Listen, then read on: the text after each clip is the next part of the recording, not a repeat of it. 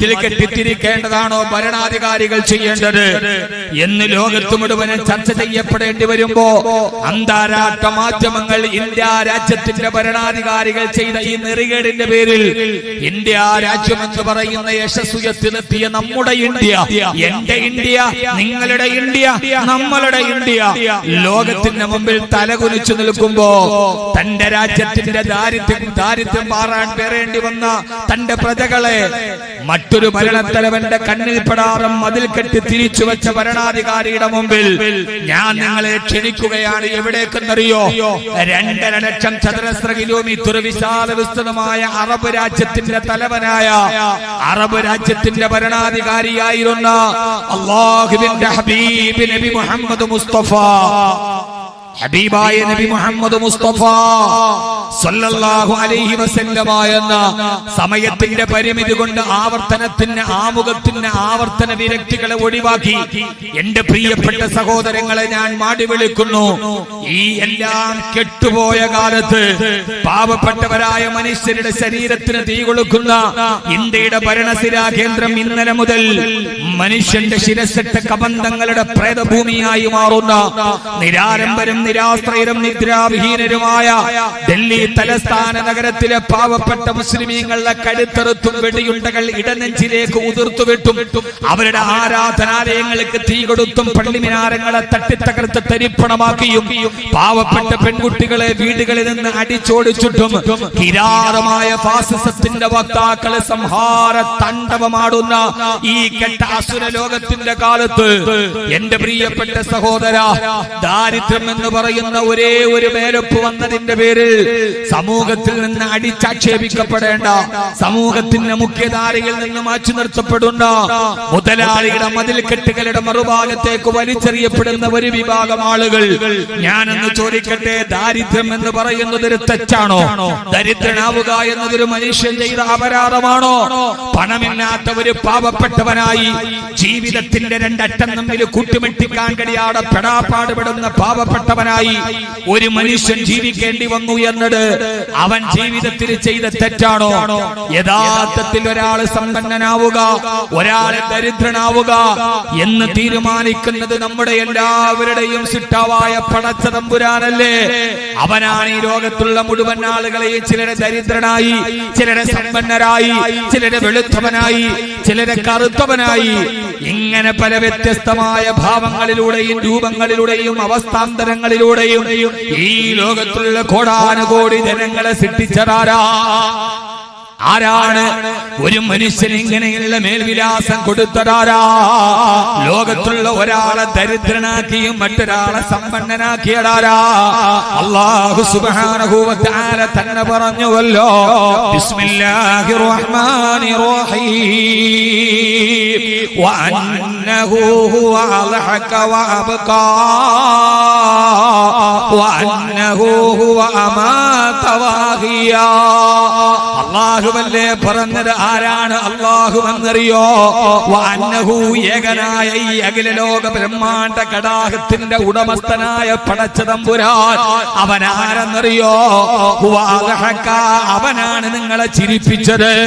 ഒരു മനുഷ്യന്റെ ജീവിതത്തിലും മനസ്സിനും അവന്റെ ഹൃദയത്തിനും സന്തോഷം നൽകിയ, മുഖത്തെപ്പോഴും സമാധാനത്തിന് അടയാളം നൽകിയ ഒരു മനുഷ്യന്റെ ജീവിതത്തിൽ എപ്പോഴും സന്തോഷം കൊടുത്തതാരാ? എപ്പോഴും അവനെ ചിരിപ്പിച്ചതാരാ? അത് അല്ലാഹുവല്ലയോ? വഅന്നഹു ഹുവ അൽഹക, അല്ലാഹുവാണ് നിങ്ങളെ ചിരിപ്പിച്ചവന്. വഅബ്കാ, അല്ലാഹുവാണ് നിങ്ങളെ കരയിപ്പിച്ചവന്. ചില ആളുകൾക്ക് ജീവിതത്തിൽ പ്രതിസന്ധികളും പ്രയാസങ്ങളും സന്താപങ്ങളും കണ്ണീരുകളും പ്രയാസങ്ങളും വൈതരണികളും വൈഷമ്യങ്ങളും വൈക്ലഭ്യങ്ങളും ജീവിതത്തിൽ തീരാത്ത കണ്ണുനീര് നൽകിയടാരാ? അതെല്ലാം അല്ലാഹുവല്ലയോ? സഹോദരാ സഹോദരി, മുഅ്മിനേ മുഅ്മിനത്തെ ചിന്തിക്കണേ. അല്ലാഹുവിന്റെ വിശുദ്ധമായ ശരീഅത്തിന്റെ ഏറ്റവും വലിയ പഠനമേതെന്നറിയോ? ഒരാൾക്ക് ജീവിതത്തിൽ സന്തോഷം കൊടുക്കുന്നത് പടച്ച റബ്ബാ, ഒരാൾക്ക് ജീവിതത്തിൽ സങ്കടം നിശ്ചയിച്ചതും പടച്ച റബ്ബാ. വഅന്നഹു ഹുവ അഗ്നാ വഅഖ്നാ വഅന്ന അന്നഹു ഹുവ അഗ്നാ, അവനാണ് ചിലരെ സമ്പന്നരാക്കിയത്. ചില ആളുകൾക്ക് അല്ലാഹു സമ്പത്ത് വാരിക്കോരി കൊടുത്തത്, അവർ ചെയ്ത കച്ചവടത്തിൽ അല്ലാഹു വമ്പൻ ലാഭങ്ങൾ കൊടുത്തത്, നല്ല വീടുകളും കൊട്ടാര സദൃശമായ വീടുകളും സുഖകരമായ ജീവിതത്തിന്റെ അനുഗ്രഹങ്ങളും ചില ആളുകളെ സമ്പന്നനാക്കിയടാരാ. വഅന്നഹു ഹുവ അഗ്നാ വഅഗ്നാ, അല്ലാഹുവാണ് നിങ്ങളെ സമ്പന്നനാക്കിയത്. കാസർഗോഡന്റെ കേൾക്കാനെത്തിയ പ്രിയപ്പെട്ട സഹോദരങ്ങളോട്, ഈ ദേശീയ പാതയിൽ ആകാശം വിട്ട തലയുയർത്തി നിൽക്കുന്ന അമ്പര ചുംബികളായ കൊട്ടാര സദൃശ്യമായ നിങ്ങളുടെ വീടുകളില്ലേ, ആ വീട് വെക്കാൻ നിങ്ങൾക്ക് സമ്പന്നത തന്നടാരാ.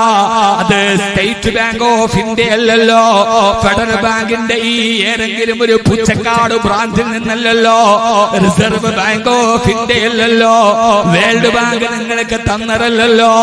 ഇതാരുടെ ഖജനാവെന്നറിയോ?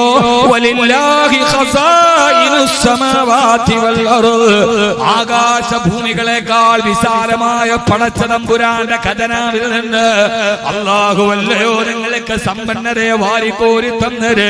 അവനാണ് നിങ്ങൾക്ക് സമ്പന്നത നൽകിയത്. മാത്രമല്ല മറ്റൊരാളെ ദാരിദ്ര്യം കൊടുത്തതാരാ? അതൊക്കെ അല്ലാഹുവിന്റെ തീരുമാനമാ. ഒരാളെ സമ്പന്നനാക്കുന്നതും ഒരാളെ ദരിദ്രനാക്കുന്നതും പടച്ച റബ്ബല്ലേ. അതുകൊണ്ടല്ലേ കവി പറഞ്ഞത്, കണ്ട് കണ്ടെന്നിരിക്കും ജനത്തിനെ കണ്ടില്ലെന്ന് നടിക്കുന്നതും മാളിക മുകളേറിയ മന്നന്റെ തോളിൽ മാറാപ്പ് കേറ്റുന്നതും എന്ന് കവി പറഞ്ഞതുപോലെ, ഇന്നത്തെ കോടീശ്വരനെ നാളത്തെ ദരിദ്രനാക്കുന്നതും ഇന്നത്തെ ദരിദ്രനെ നാളത്തെ കോടീശ്വരനാക്കുന്നതും അതെല്ലാം പടച്ചറപ്പിന്റെ തീരുമാനമാണ്. ഒരാൾക്ക് അല്ലാഹു ദാരിദ്ര്യം കൊടുത്തെങ്കിൽ അത് അവന്റെ കുറ്റം കൊണ്ടല്ല, അതവന്റെ കുറവ് കൊണ്ടല്ല, അതവന്റെ പരിമിതി കൊണ്ടല്ല, അതവന്റെ ഏതെങ്കിലും ഒരു അടിസ്ഥാനപരമായ അവകാശ നിഷേധങ്ങളല്ല. അതുകൊണ്ടാണ് വിശുദ്ധമായ ശരീഅത്തുൽ ഇസ്ലാം നമ്മോട് പറഞ്ഞത്, ഒരാൾ ദാരിദ്ര്യമുണ്ട് എന്നതിന്റെ പേര് അവൻ നിന്റെ സ്ഥാനമാനങ്ങളോട് യോജിക്കാത്തവനോ കീറിപ്പറഞ്ഞ വസ്ത്രം ധരിച്ചതിന്റെ പേരിൽ ഒരാളെ നിങ്ങൾ അകറ്റി നിർത്തരുത്. ഒരു നേരത്തെ ഭക്ഷണത്തിന് വേണ്ടി നിന്റെ മുമ്പിൽ കൈനീട്ടുന്നവനെ ആട്ടിയോടിക്കരുത്. ഒരിക്കലും ദാരിദ്ര്യമുള്ളവനെ കണ്ണുകെട്ടി മറക്കേണ്ടതല്ല, അവനെ മതില് കെട്ടി മറക്കേണ്ടതല്ല. ആരാണോ ദരിദ്രൻ അവനെ നിന്റെ ശരീരത്തിലേക്കും നിന്റെ മനസ്സിലേക്കും ചേർത്ത് പിടിക്കേണ്ടവനാണെന്ന് അല്ലാഹു പറഞ്ഞു കൊടുക്കാനല്ലയോ ഹബീബായ നബി മുഹമ്മദ് മുസ്തഫ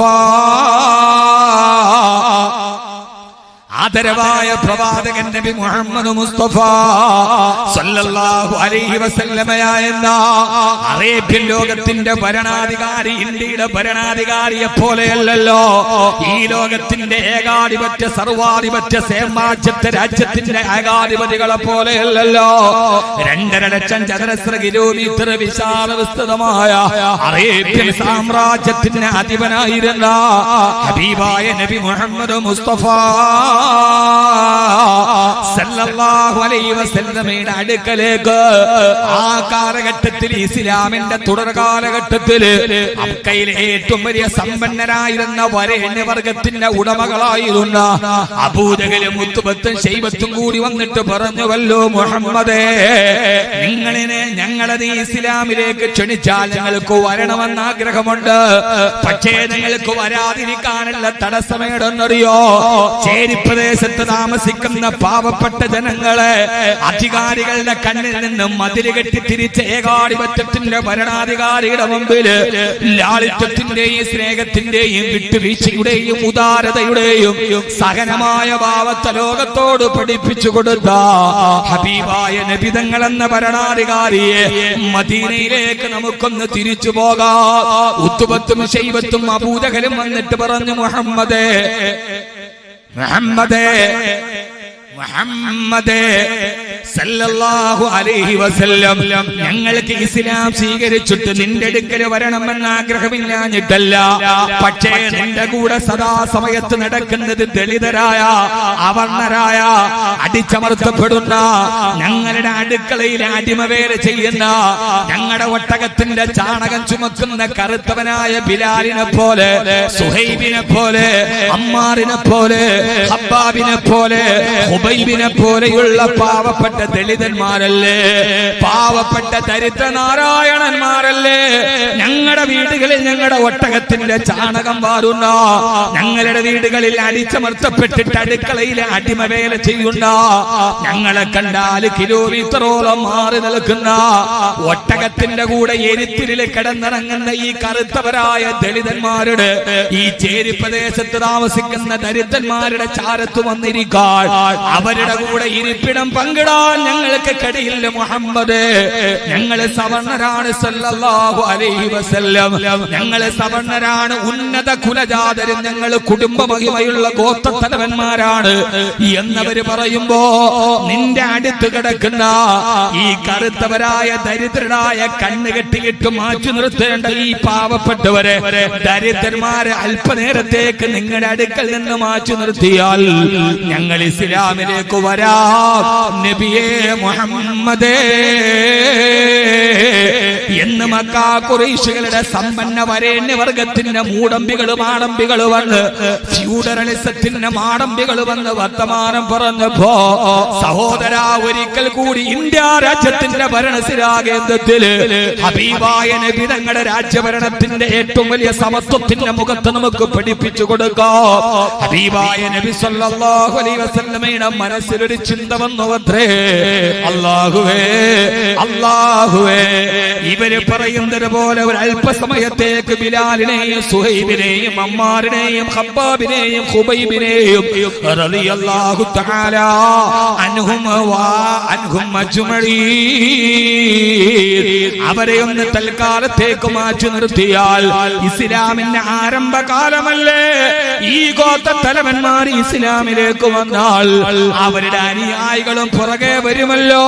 തുടക്ക കാലഘട്ടത്തിൽ ആരുമില്ലാതെ അറേബ്യയിൽ ഒറ്റക്ക് നിൽക്കുന്ന എനിക്കൊരു കരുത്താകുമല്ലോ, അല്ലാഹുവിന്റെ പരിശുദ്ധ ദീനും മക്ക മുഴുവനും പ്രചരിക്കുവാൻ ഇത് കാരണമാകുമല്ലോ എന്ന് കരുതിയിട്ട് ഹബീബായ നബി തങ്ങളുടെ മനസ്സിലൊരു ചിന്ത വന്നപ്പോ ഒരല്പനേരത്തേക്ക് അവരെ ഒന്ന് മാറ്റി നിർത്തിയാലോ, സ്വന്തത്തിന് വേണ്ടിയല്ല, സ്വത്വത്തിന് വേണ്ടിയല്ല, വൈയക്തികത്തിന് വേണ്ടിയല്ല, അല്ലാഹുവിന്റെ ദീനിനത് ഹിതകരമാകുമല്ലോ എന്ന് കരുതി ഹബീബായ നബി സല്ലല്ലാഹു അലൈഹി വസല്ലം അങ്ങനെ ചിന്തിച്ചപ്പോ ആ സമയത്താണ് ഹബീബായ മുത്തുനബിയുടെ വീടിന്റെ വാതിൽക്കലൊരു ശബ്ദം കേട്ടത്, അസ്സലാത്തു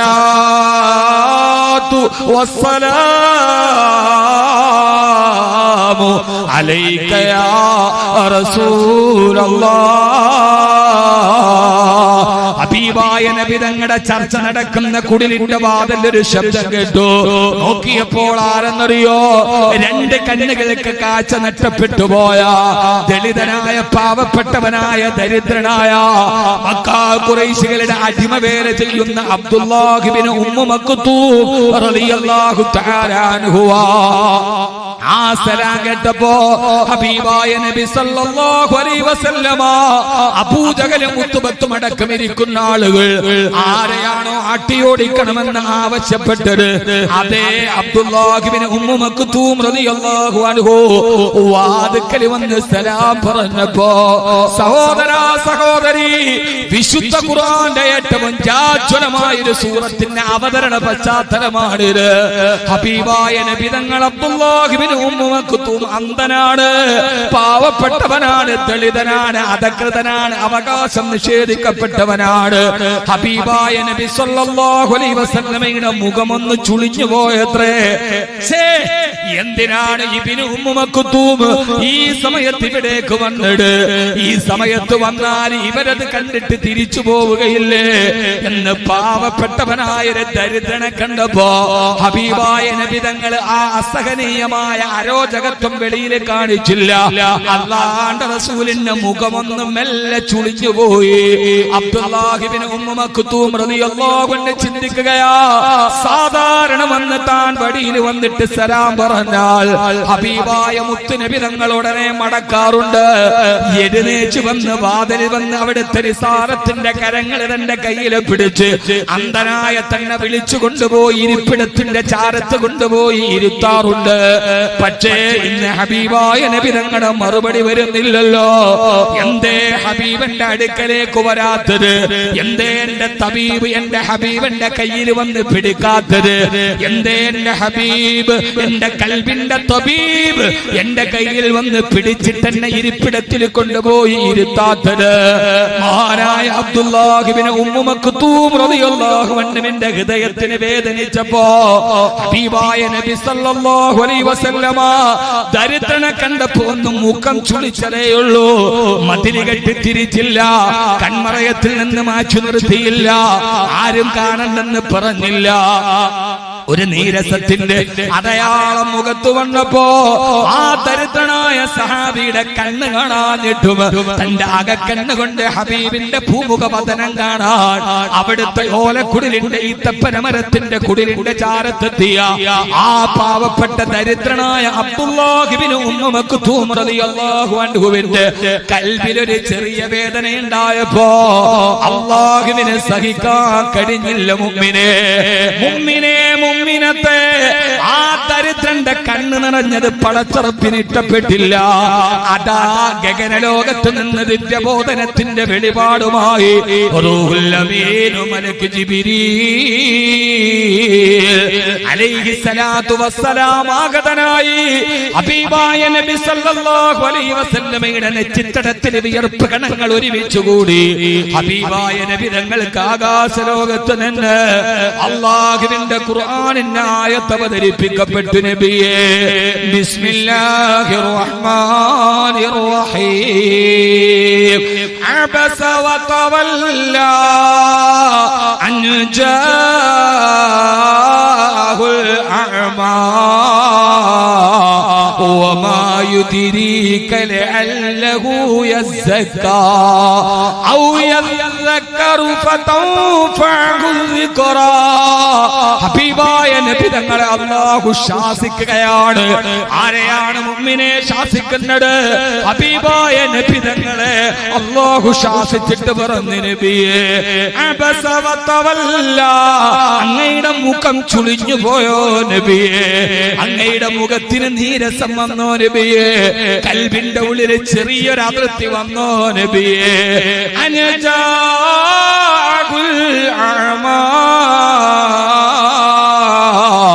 ഒരന്ധനായ പാവപ്പെട്ടവനായ ദരിദ്രനായ എന്റെ അടിമയെ കണ്ടപ്പോ അങ്ങയുടെ മുഖം ചുളിഞ്ഞോ നബിയേ? വേണ്ട നബിയേ, വേണ്ട. അങ്ങയുടെ മുമ്പിലിരിക്കുന്ന അബൂജഹലിന്റെയും ഉത്തുബത്തിന്റെയും ശൈബത്തിന്റെയും അവരുടെ പണവും പ്രതാപവും കണ്ടിട്ട് അവർ ഇസ്ലാമിലേക്ക് വരുമെന്ന് കരുതി എനിക്ക് ഏറ്റവും ഇഷ്ടപ്പെട്ട ദരിദ്രനായ ഒരു അടിമയെ കണ്ടപ്പോ അങ്ങയുടെ മുഖം ചുളിഞ്ഞോ നബിയേ? കല്ലാ, വേണ്ട നബിയേ, വേണ്ട. വേണ്ട നബിയേ, വേണ്ട. ഇന്നഹു തദ്കിറാ, ഇതൊരു മുന്നറിയിപ്പാണ്.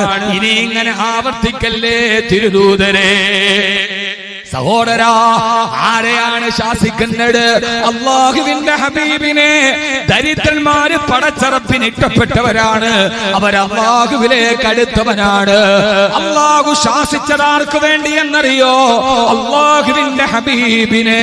അല്ലാഹു ഈ ലോകം സൃഷ്ടിക്കാൻ കാരണഭൂതരായ, ഈ ലോകത്തിന്റെ പരാവെളിച്ചമായ, ഈ അഖില ലോക ബ്രഹ്മാണ്ഡ കടാകത്തിന്റെ അടിസ്ഥാന ആധാരശിലയായ, ലോകത്തിന്റെ വെളിച്ചത്തിന്റെ നിദാനമായ, സമത്വത്തിന്റെ പ്രതീകമായ റജബിന്റെ പുണ്യരാവല്ലേ, ഇതുപോലൊരു രാത്രിയിലെ സപ്തവാനങ്ങൾ താണ്ടിക്കടന്ന അതിശീഘ്ര ദുദ്രഗമന വാഹനമായ ബുറാക്കിൽ കയറ്റി ആകാശലോകത്തിന് അനിർവചനീയമായ ആത്മീയതയുടെ ആനന്ദ തുന്തിരമായ കാഴ്ചകൾ കാണിച്ച് ആകാശലോകം മുഴുവനും കാണിച്ചു കൊടുത്ത അവിടുത്തെ ഹബീബല്ലയോ?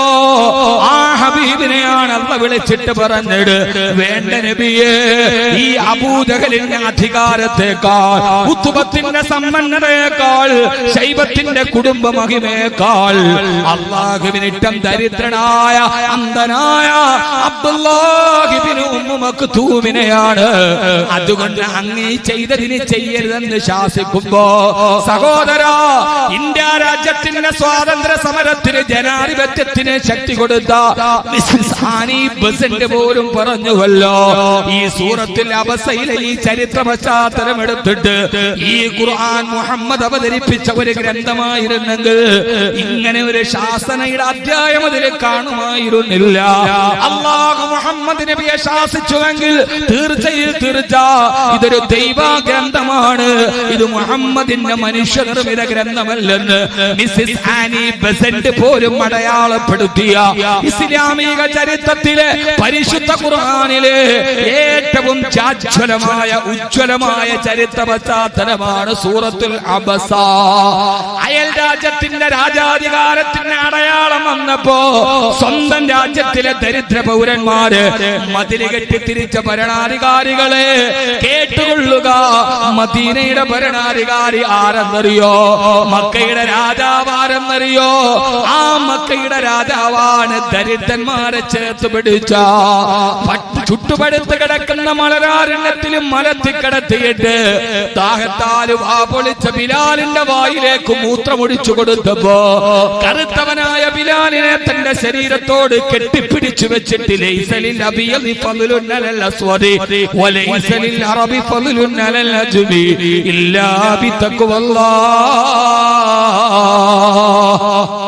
അല്ലാഹുവിനെ ഏറ്റവും ഇഷ്ടം അവനിലേക്കുള്ള ഹൃദയത്തിന്റെ തെളിച്ചമാണെന്ന് പഠിപ്പിച്ചു കൊടുത്ത ഹബീബായ നബി മുഹമ്മദ് മുസ്തഫ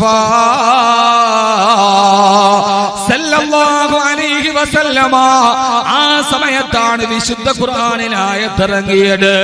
നബിയേ ബിസ്മില്ലാഹിർ റഹ്മാനിർ റഹീം വലാ തത്റുദിൽ ലദീന യദ്ഊന റബ്ബഹും ബിൽ ഗദാതി والعشي يريدون وجها ولا تعد عيناك عنهم تريد زينة الحياة الدنيا ولا تطع من أغفلنا قلبه عن ذكرنا واتبع هواه وكان أمره فرطا. ഓ നബിയേ, രാപ്പകലുകളുടെ വ്യത്യാസങ്ങളില്ലാതെ അല്ലാഹുവിന്റെ സ്മരണയിൽ കഴിഞ്ഞുകൂടുന്ന പാവങ്ങളെ അങ്ങാട്ടി ഓടിക്കണ്ട നബിയേ. ആ പാവങ്ങൾ അല്ലാഹുവിന് ഏറ്റവും ഇഷ്ടപ്പെട്ടവരാണെന്ന് ഹബീബായ നബി മുഹമ്മദ് മുസ്തഫ. അല്ലാഹുവിനെ ഏറ്റവും ഇഷ്ടപ്പെട്ടവരാ സഹോദരാ. അതുകൊണ്ട് എന്റെ വിഷയത്തിലോട്ട് കിടക്കട്ടെ. പാവങ്ങളെ ആട്ടിയോടിക്കാനുള്ളതല്ല. ഒരു ദിവസം കൂടി ഞാൻ ഒരിക്കൽ കൂടി പറയട്ടെ, ഇന്ത്യയുടെ ഭരണാധികാരി പാവപ്പെട്ടവന്മാരെ മതിൽ കെട്ടിയിട്ടാണ് തിരിച്ചതെങ്കിൽ അതേപോലെ നമ്മളും അവരെ വിമർശിക്കുമ്പോ മനസാക്ഷിയോട് ചോദിക്കട്ടെ, പലപ്പോഴും നമ്മളും അങ്ങനെ മനസ്സിൽ മതിൽ കെട്ടി തിരിച്ചിട്ടില്ലേ? പാവപ്പെട്ടവരെ അകറ്റി നിർത്തിയിട്ടില്ലേ? നമ്മള് ദരിദ്രന്മാരെ നമ്മുടെ മനസ്സിന്റെ ഉള്ളിൽ ഭിത്തി കെട്ടി തിരിച്ചിട്ടില്ലേ? നമ്മുടെ വീട്ടിലെ ആഡംബര കല്യാണത്തിന് തൊട്ടടുത്ത വീട്ടിലെ പാവപ്പെട്ടവനെ ക്ഷണിക്കാറുണ്ടോ? നമ്മുടെ പ്രധാനപ്പെട്ട സദസ്സുകളിൽ പാവപ്പെട്ടവനായ ആളുകളെ നമ്മൾ വിളിക്കാറുണ്ടോ? മൈലാഞ്ചി കല്യാണവും മഞ്ഞ കല്യാണവും പറഞ്ഞ് പണത്തിന്റെ തിമിർപ്പിലാടി തിമിർക്കുമ്പോ ആ സമയത്ത് എത്രയെത്ര പാവപ്പെട്ടവര് പൊട്ടിക്കരഞ്ഞിട്ട് നമ്മുടെ അയൽപക്കത്തുണ്ട്. മുഅ്മിനേ, നമ്മുടെ പെൺമക്കളെ കെട്ടിച്ചു വിടാൻ ഞാൻ എന്റെയും നിങ്ങളുടെയും മനസാക്ഷിയോട് ചോദിക്കട്ടെ. ഭരണാധികാരികൾ അഹമ്മദാബാദിലെ തെരുവിലാണ് ഭിത്തി കെട്ടിയിടെങ്കിൽ നമ്മൾ നമ്മുടെ മനസ്സിന്റെ ഉള്ളിൽ ആരും കാണാത്തതിനെ ഭിത്തി കെട്ടിയിട്ടില്ലേ?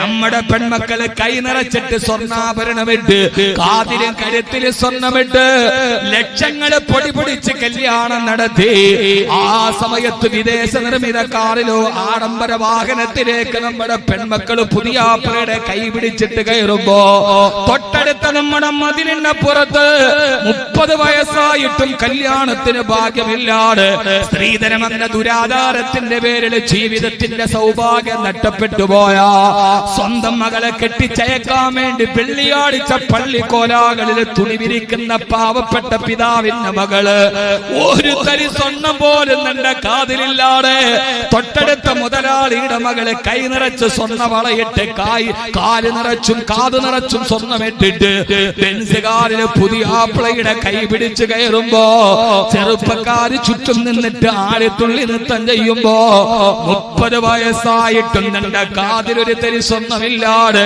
ആ കാഴ്ച തന്റെ ഓല കൊണ്ട് മറച്ച വീടിന്റെ ഓലക്കാതുകൾക്കിടയിലൂടെ നോക്കിയിട്ട് നെടുവേർപ്പെടുന്ന 100 കണക്കിന് പെൺകുട്ടികൾ നമ്മുടെ ചുറ്റുപാടിലില്ലേ?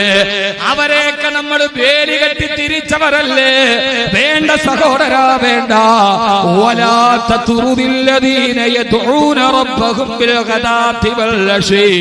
രാവിലെയും വൈകുന്നേരവും അല്ലാഹുവിനെ ഇബാദത്ത് ചെയ്യുന്ന ദരിദ്രന്മാരെ നിങ്ങൾ നിങ്ങളുടെ സമീപത്ത് നിന്ന് ആട്ടിയോടിക്കരുതേ എന്ന് അല്ലാഹുവിന്റെ വിശുദ്ധ ഖുർആൻ. നമ്മുടെ നാട്ടിൽ ഭരണാധികാരി വന്നപ്പം മതിൽ കെട്ടിയിട്ട് തിരിച്ചു. നമ്മൾ പലപ്പോഴും മതിൽ വെളിയിൽ കെട്ടിയില്ലെങ്കിലും മനസ്സിന്റെ ഉള്ളിൽ മതിൽ കെട്ടിയിട്ടുണ്ട്. പാവപ്പെട്ടവരെ നമ്മൾ പലപ്പോഴും മാറ്റി നിർത്തിയിട്ടുണ്ട്, ഇല്ലേ? പാവപ്പെട്ടവൻ എന്താ വില? SSLCയുടെ പരീക്ഷ നടക്കാൻ പോവുക. SSLCയുടെ ചോദ്യ പേപ്പറിൽ ഒരു ചോദ്യം, താജ്മഹൽ നിർമ്മിച്ചത് ആരാണ്? SSLCയുടെ ചോദ്യ പേപ്പറിൽ ഒരു ചോദ്യം, താജ്മഹൽ നിർമ്മിച്ചത് ആരാണ്? ആരാണ്?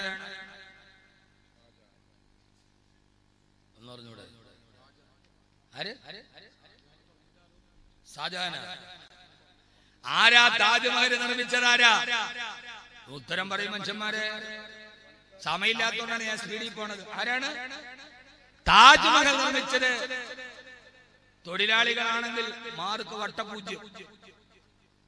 SSLCയിലെ ചോദ്യത്തിൽ ചോദ്യം, താജ്മഹൽ നിർമ്മിച്ചത് ആരാണ്?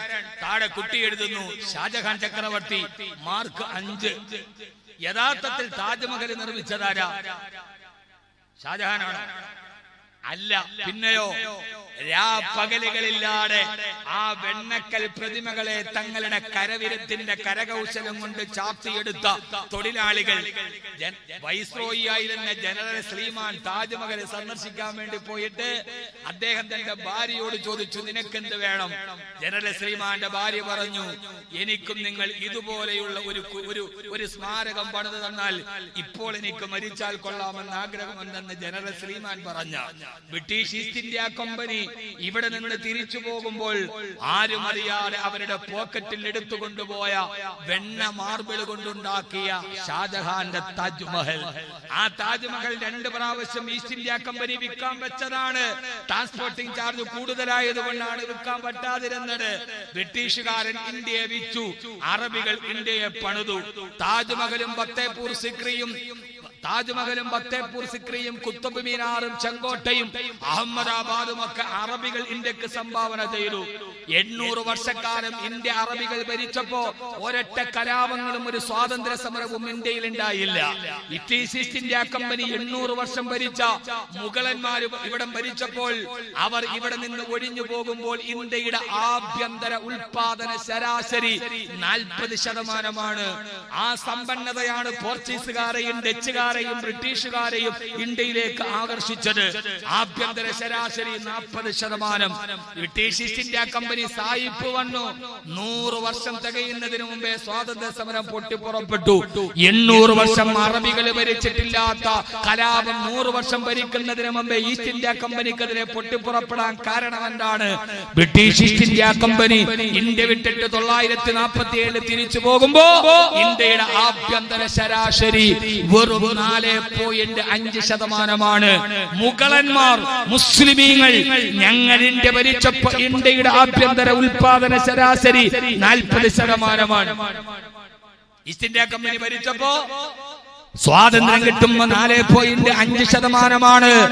ആ തകർന്നു പോയ ഇന്ത്യ മുഴുവനും കച്ചുവിറ്റു മുടിച്ചു ബ്രിട്ടീഷ് ഈസ്റ്റ് ഇന്ത്യ കമ്പനി ബ്രിട്ടീഷുകാർ. ആ ദാരിദ്ര്യത്തിന്റെ കാലത്താണ്, നെഹ്റുവിന്റെ കാലത്ത് താളം തകരയും തിന്ന് വിശപ്പടക്കിയിട്ട് പാവപ്പെട്ട മലയാളികൾ അടക്കമുള്ളവർ അവർ ഒരു നേരത്തെ ഭക്ഷണത്തിനു വേണ്ടി അവർ പലായനം നടത്തിയത്. ചിലർ ഒരു നേരത്തെ ഒരു ഇരുമ്പ് വെട്ടിയും കയ്യിൽ തൂക്കി ഉടുക്കാനുള്ള വസ്ത്രവും ചുട്ടടക്കാനുള്ള ഭക്ഷണവും തേടി അവർ ബോംബെയിലും മദ്രാസിലേക്കും പോയി.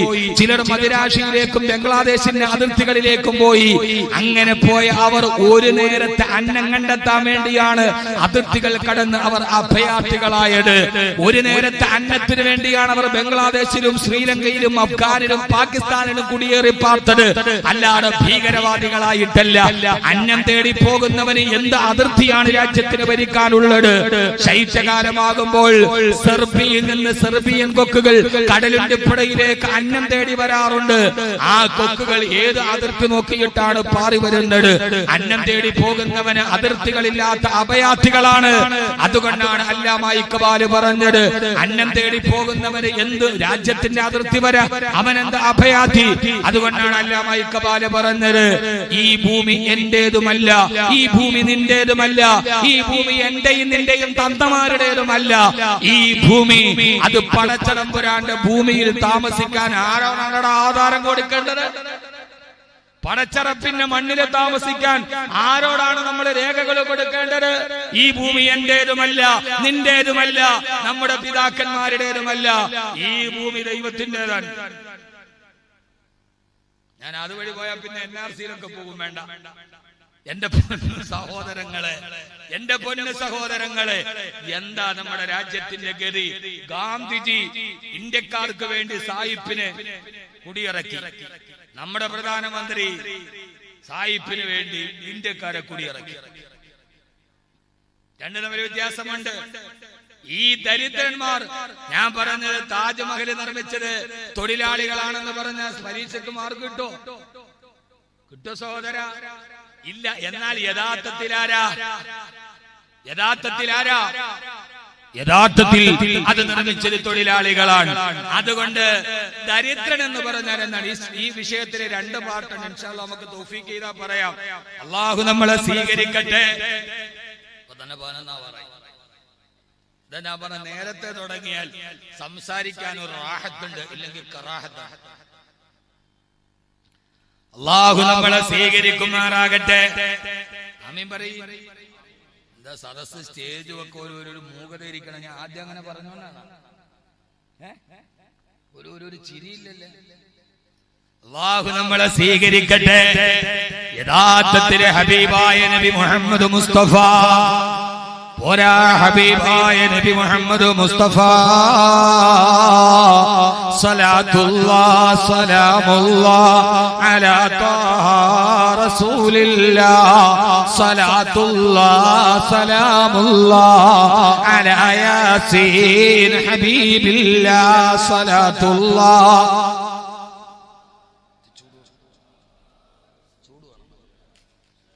ഇതെന്താ സലാത്ത് ചൊല്ലാത്ത? നിങ്ങൾ എന്താ മുഅ്മിനീങ്ങളെ, എന്റെ പൊന്നു മനുഷ്യന്മാരെ, നിങ്ങൾ എന്താ സലാത്ത് ചൊല്ലാത്ത? ഇങ്ങനെ സലാത്ത് ഇല്ല.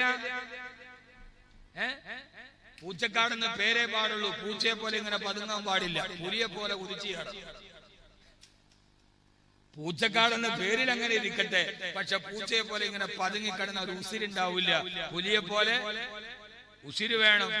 ഉറക്കെ തവസ്സൽനാ ബിസ്മില്ലാഹ് വബിൽ ഹാദി റസൂലില്ലാഹ് വകുല്ലി മുജാഹിദിൻ ലില്ലാഹ് ബിഅഹ്ലിൽ ബദീരി യാ അല്ലാഹ് സ്വലാത്തുല്ലാഹ്.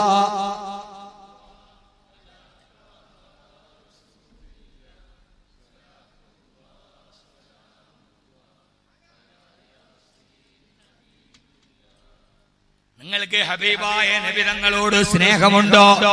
ഉണ്ടോ? നബി തങ്ങളോട് സ്നേഹമുണ്ടോ? നിങ്ങൾ ദുആ ചെയ്യാറുണ്ടോ? എപ്പോഴും ദുആ ചെയ്യാറുണ്ടോ? എന്നാൽ ദരിദ്രന്മാരുമായി ബന്ധപ്പെട്ട് ഇൻഷാ അല്ലാഹ് ഈ വിഷയത്തിന്റെ രണ്ടാം ഭാഗം നമുക്ക് ലാസ്റ്റ് പറയാം. ഹബീബായ നബി തങ്ങൾ ഒരു ദുആ ചെയ്യാറുണ്ടായിരുന്നു. ആ ദുആ ഇൻഷാ അല്ലാഹ് ഞാൻ പറഞ്ഞുതരാം. നിങ്ങൾ ചെയ്യുവോ? ഉറപ്പ്? ഇത് LDF UDF പറയും പോലെ ആവോ? ഇൻഷാ അല്ലാഹ് ഉറക്കെ പറയും. ഞാൻ ഹബീബായ നബി സല്ലല്ലാഹു അലൈഹി വസല്ലം സദാ ചെയ്യാറുണ്ടായിരുന്ന ഒരു ദുആയുണ്ട്. ആ ദുആ ഇൻഷാ അല്ലാഹ് ഞാൻ പറഞ്ഞുതരാം. നിങ്ങൾ ചെയ്യൂലേ?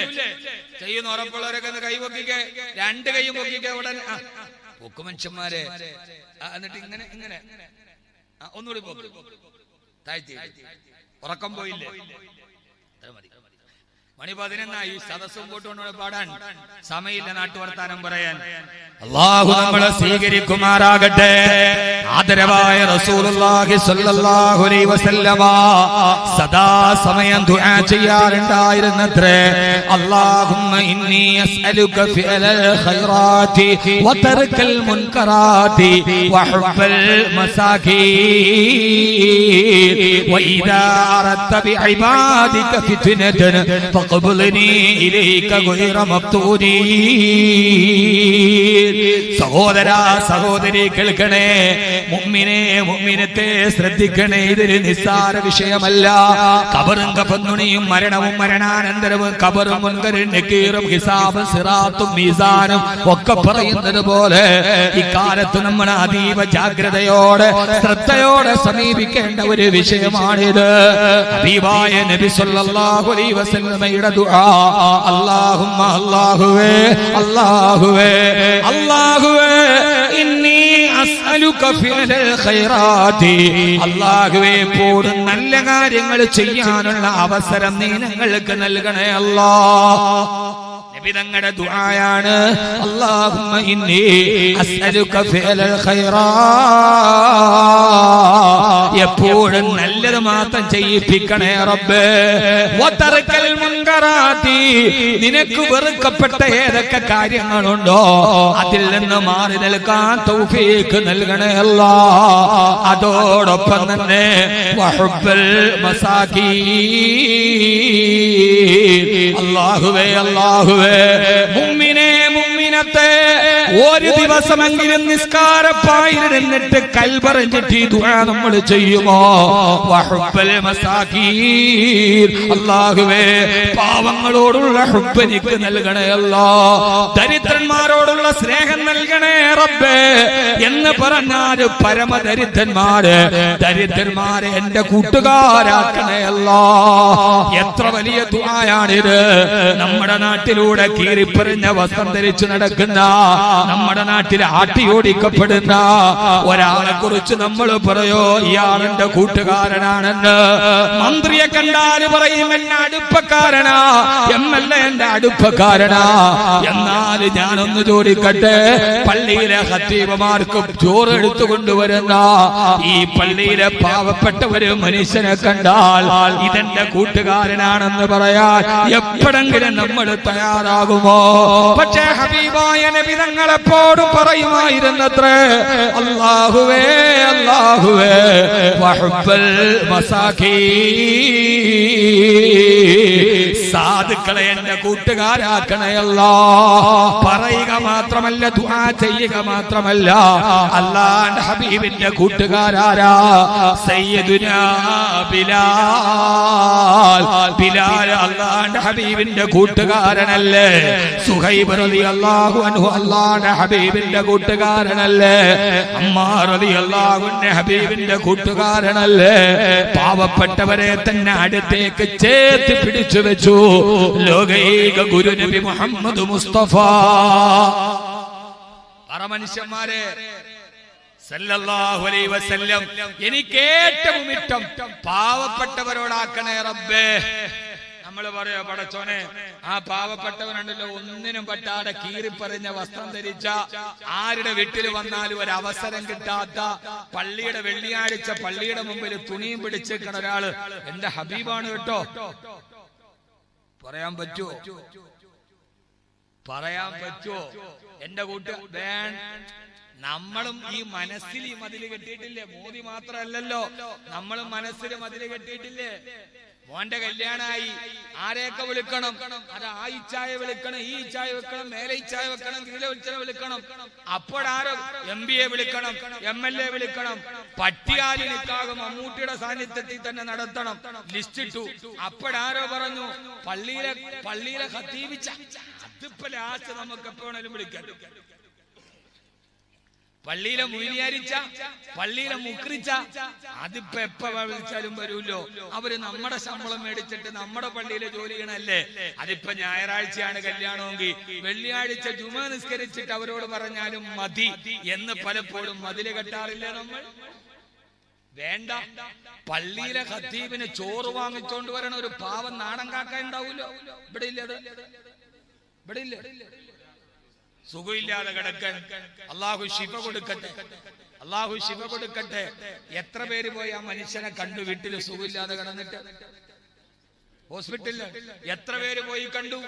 വമൻ ആദ മിൻകും മരീള. എന്നാ നമ്മുടെ നാട്ടിലെ പ്രധാനി ഹോസ്പിറ്റലിൽ കിടന്നാ നമ്മൾ പോയി കാണൂലേ? നമ്മൾ വിചാരിക്കും കണ്ടില്ലെങ്കിൽ അദ്ദേഹം എന്ത് വിചാരിക്കും? കളക്ടറുടെ അമ്മ മരിച്ചു, ആളുകളെല്ലാം കൂടി മയ്യത്ത് കാണാൻ പോയി. ഓടിപ്പോണതിന്റെ ഇടയിൽ ആരോ പറഞ്ഞു എവിടെ പോണോ? കളക്ടറുടെ അമ്മ മരിച്ചു, കാണാൻ പോവാൻ. അപ്പൊ ആരോ പറഞ്ഞു കളക്ടറുടെ അമ്മയല്ല മരിച്ചത്, കളക്ടറാണ് മരിച്ചത്. അപ്പൊ പിന്നെ എല്ലാരും തിരിച്ചുപോയി. അമ്മ മരിച്ചിട്ട് കാണാൻ പോയില്ലെങ്കിൽ കളക്ടർ എന്ത് വിചാരിക്കും? ഇപ്പൊ കളക്ടറാ മരിച്ചെങ്കിൽ പിന്നെ ആരെ കാണാനാ പോണത്? കളക്ടറെ അമ്മ മരിച്ചിട്ട് കാണാൻ പോയില്ലെങ്കിൽ കളക്ടർ പിന്നെ പോയാൽ സ്വീകരിക്കോ? എന്റെ പൊന്നു മനുഷ്യന്മാരെ, ഒരു കല്യാണത്തിന് എത്ര പേര് അദ്ദേഹത്തെ വിളിക്കാറുണ്ട്? ഏറ്റവും അവസാനം ഓർമ്മ വന്നാല് വെള്ളിയാഴ്ച കഴിഞ്ഞ് ഇറങ്ങുമ്പോ ഒന്ന് വിളിക്കും. ഞാനീ പറയണതിൽ നിങ്ങൾക്ക് എന്തെങ്കിലും സങ്കടം തോന്നണുണ്ടോ? ഉണ്ടോ? എന്നാ നമ്മളെ രണ്ടുപേരും ഈമാനുള്ളവരാണ്. അല്ലാഹു നമ്മളെ അങ്ങനെ ആക്കട്ടെ. നമ്മളൊരു കാര്യം പറയുമ്പോ അക്കാര്യത്തിൽ നമുക്ക് ഒരു വിഷമവും തോന്നരുത്. പടച്ചോനെ, അള്ളാഹ് ഇഷ്ടപ്പെട്ട കാര്യമാണെങ്കിൽ ഞാനത് ചെയ്യും റബ്ബേ. അള്ളാഹ് ഇഷ്ടപ്പെടാത്തതാണോ ഞാനത് മാറ്റും റബ്ബേ. അത്ര ഓർത്താൽ മതി. അല്ലാതെ ഞാൻ നിങ്ങളെ വിമർശിക്കാൻ വന്ന ഒരാളോ നിങ്ങളെ കുറ്റം പറയാൻ പറഞ്ഞ ഒരാളും അല്ല. എന്റെ ഒരു ശൈലിയിൽ അങ്ങ് പറയുന്നു എന്ന് മാത്രമേ ഉള്ളൂ. അള്ളാഹു നമ്മളെ സ്വീകരിക്കട്ടെ. അപ്പൊ പള്ളിയിൽ ചോറെടുക്കണ ഒരാള്, പള്ളിയിലെ ഇമാമിന് ചോറ് കൊണ്ടുവരുന്ന ഒരാളുണ്ടാവും. ഒരു വലിയ പാത്രത്തിൽ, ട്രെയിൻ ഇത്രയും പോകുന്നുണ്ടാവില്ല, അത്രയും വലിയൊരു പാത്രത്തിൽ പറഞ്ഞ ആളുണ്ടാവും. നമ്മൾ അവരെ മാറ്റി നിർത്താറുണ്ടോ? എങ്കിൽ അള്ളാഹുവിൽ നിന്ന് നമ്മൾ അകന്നുപോയവരാണ്. അള്ളാഹു നമ്മളെ കാത്തിരക്ഷിക്കട്ടെ. വളരെ പ്രധാനപ്പെട്ട കുറെ കാര്യങ്ങൾ പറയാറുണ്ട്. നമ്മൾ പറയും ഒരു പാവപ്പെട്ട തൊഴിലാളിയെ കാണുമ്പോ യഥാർത്ഥത്തിൽ ഇയാൾ എന്റെ സുഹൃത്താണെന്ന് പറയാറുണ്ട്. അള്ളാഹു നമ്മളെ കാത്തിരക്ഷിക്കുമാറാകട്ടെ. ആമീൻ പറയും മനുഷ്യന്മാരെ. അള്ളാഹു നമ്മളെ കാത്തിരക്ഷിക്കുമാറാകട്ടെ. യഥാർത്ഥത്തിൽ ദരിദ്രന്മാരാരാ? ആ ദരിദ്രന്മാര് അള്ളാഹുവിന്റെ അടുക്കൽ ഏറ്റവും അടുപ്പമുള്ളവരാ. സഹോദരാ, സഹോദരി, ആ ദരിദ്രന്മാരെ നിങ്ങൾ ആട്ടിയോടിക്കരുത്.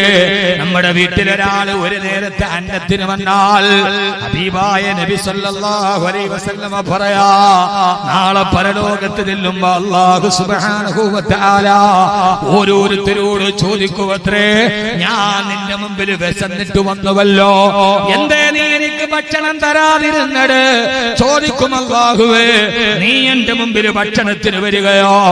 ലോകത്തുള്ള കോടാനുകോടികൾക്ക് ഭക്ഷണം കൊടുക്കുന്ന റാസിക്ക് നീയല്ല റബ്ബേ, നിനക്കെന്തിനാണ് ഭക്ഷണം ആവശ്യം? നീ എന്റെ വീട്ടിൽ ഭക്ഷണത്തിന് വന്നെങ്കിൽ എല്ലാം നിനക്ക് തരുമായിരുന്നല്ലോ റബ്ബേ, എന്താണ് നീ പറയുന്നതെന്ന് ചോദിക്കുമ്പോ അല്ലാഹു പറയും, നിന്റെ വീട്ടുമുറ്റത്ത് എത്ര പേര് നേരത്തെ ഭക്ഷണത്തിന് കൈനീട്ടി വന്നു, അവരെയൊക്കെ നീ ആട്ടിയോടിച്ചില്ലേ? ആ വന്നവരെ ഞാൻ പറഞ്ഞു വിട്ടവരാണ്, നീ എന്നെ ആട്ടിയോടിച്ചതിന് തുല്യമാണ് എന്ന് അല്ലാഹു മറുപടി പറയുമെന്ന് നബി മുഹമ്മദ് മുസ്തഫ. പ്രത്യേകിച്ച് എന്റെ സഹോദരിമാരോട് ഓർമ്മിപ്പിക്കുകയാ, എപ്പോഴും സദാസമയവും വീട്ടിലുള്ളവര് നിങ്ങളല്ലേ. ഒരാള് മുമ്പിൽ വന്നാൽ, ഒരു സഹായം ചോദിച്ചു വന്നാൽ, ഒരൽപ്പം ഭക്ഷണം ചോദിച്ചു വന്നാൽ, മകളെ കെട്ടിക്കാൻ ചോദിച്ചു വന്നാൽ, അവരെ ആട്ടി ഓടിക്കരുത്. ഉള്ളതനുസരിച്ചിട്ട് അവർക്ക് സദക്ക കൊടുക്കണേ. ആ സമയത്ത് ബാക്കവി പറഞ്ഞ ഈ വാക്കോർക്കണേ, ഈ വന്നത് ഈ പാവപ്പെട്ടവനല്ല, ഇത് പടച്ചതമ്പുരാൻ പറഞ്ഞു വിട്ടതാണ്. ഇവരെ ആട്ടി ഓടിച്ചാൽ നാളെ അല്ലാഹുവിന് മുമ്പിൽ ചോദ്യം ചെയ്യപ്പെടുമെന്നുള്ള ബോധം വേണേ. ഇനി കൊടുക്കാൻ ഒന്നും നിന്റെ കയ്യിലില്ലെങ്കിൽ ഖൗലും മഅറൂഫിന് സദഖൈറും മിൻ സദഖ, ഒരു നല്ല വാക്ക് പറഞ്ഞിട്ട് സഹോദരാ ഇപ്പൊ എന്റെ കയ്യിലില്ല, പിന്നെ നിങ്ങൾ വന്നാൽ ഞാൻ തരാമെന്ന് ഒരു നല്ല വാക്ക് പറഞ്ഞു വിട്ടാൽ അതൊരു സദഖയേക്കാൾ പ്രതിഫലമുള്ളതാണെന്ന്. ലോകമാന്യത ആഗ്രഹിച്ചിട്ട് കൊടുക്കുന്ന ലക്ഷത്തിനേക്കാൾ ഒന്നും ആഗ്രഹിക്കാട് ഒരു പാവപ്പെട്ടവനോട് പുഞ്ചിരിയോട് പറയുന്ന ഒരു വാക്കിന് സഹോദരാ 1000 പേരുടെ മുമ്പിൽ എന്റെ പേര് വായിക്കപ്പെടണം, എല്ലാവരും എന്നെ കുറിച്ച് വലിയ ധർമ്മിഷ്ഠനാണെന്ന് പറയണം എന്ന ഉദ്ദേശത്തെ 1 കോടി കൊടുക്കുന്നതിനേക്കാൾ വലിയ സദഖയാണ്. ഒന്നുമില്ലാത്ത ഒരുത്തന്റെ മുമ്പിൽ ഒരു പാവപ്പെട്ടവൻ വരുമ്പോ നല്ല പുഞ്ചിരിയോടെ അവനെ ചേർത്ത് പിടിച്ചിട്ട് സഹോദരാ എന്റെ കയ്യിൽ ഇപ്പൊ ഒന്നുമില്ല, ഇൻഷാ അല്ലാഹ് ഇനി ഒരിക്കൽ കാണുമ്പോ ഞാൻ എന്തെങ്കിലും തരാം, അല്ലാഹു നിന്നെ സഹായിക്കട്ടെ എന്ന് ഒരാൾ പറഞ്ഞാൽ അതിനാണ് ഏറ്റവും പ്രതിഫലമെന്ന് ഹബീബായ നബി മുഹമ്മദ് മുസ്തഫ സല്ലല്ലാഹു അലൈഹി വസല്ലമ. അല്ലാഹു നമ്മളെ അക്കൂട്ടത്തിൽ പെടുത്തട്ടെ.